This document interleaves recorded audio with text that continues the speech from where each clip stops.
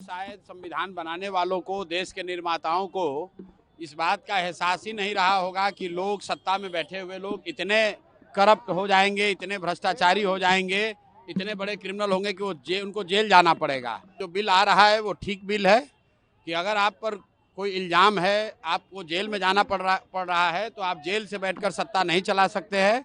तो ये कानून जहाँ तक मैं समझता हूँ ठीक है।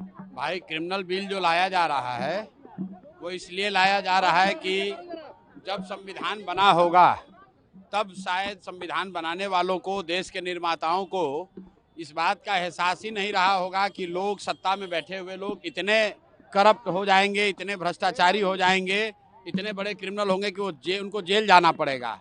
और उससे भी बढ़कर कि वो जेल जाने के बाद भी अपना पद नहीं छोड़ेंगे। तो मुझे लगता है कि जो बिल आ रहा है वो ठीक बिल है कि अगर आप पर कोई इल्जाम है, आपको जेल में जाना पड़ रहा है तो आप जेल से बैठकर सत्ता नहीं चला सकते हैं। तो ये कानून जहां तक मैं समझता हूं ठीक है। देश में मुख्यमंत्री सुरक्षित नहीं है सर, आप सुरक्षा के चलते देश में मुख्यमंत्री सुरक्षित नहीं है। मेरे भाई, देखिए, ऐसा है, बहुत लोगों को लगता है कि बिहार में अगर आपको नेतागिरी करनी है तो आपको सुरक्षा लेकर चलना है। यहाँ पर कोई मुखिया भी बन जाता है तो 4 गो गार्ड लेकर चलता है। हम पिछले 3 बरस से बिहार में पैदल चले हैं, गाड़ी से चल रहे हैं और इतनी बड़ी व्यवस्था है, लेकिन मैं कोई सुरक्षा लेकर नहीं चलता हूं, क्योंकि मेरा विश्वास है कि अगर हम समाज के हित की बात कह रहे हैं, लोगों की के जो परेशानी है उसकी बात कर रहे हैं, तो समाज मेरी सुरक्षा में खड़ा है। किसी तरह की सुरक्षा की कोई जरूरत नहीं है।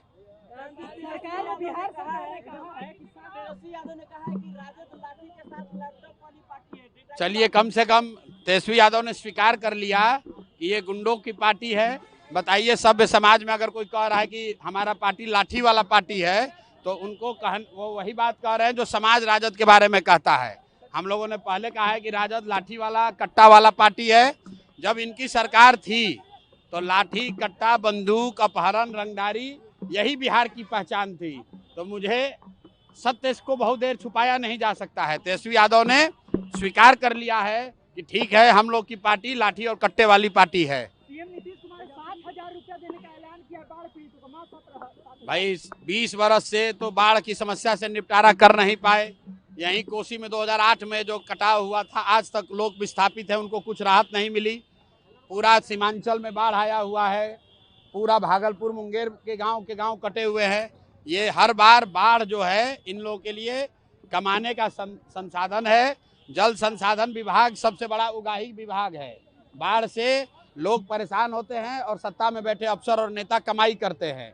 इसलिए बाढ़ पर ये लोग क्या कर रहे हैं, इससे जनता को कोई लेना देना नहीं है। जनता देख चुकी है, 30 वर्ष में बाढ़ की समस्या ना खत्म हुई, ना इस तरीके से आगे खत्म होगी।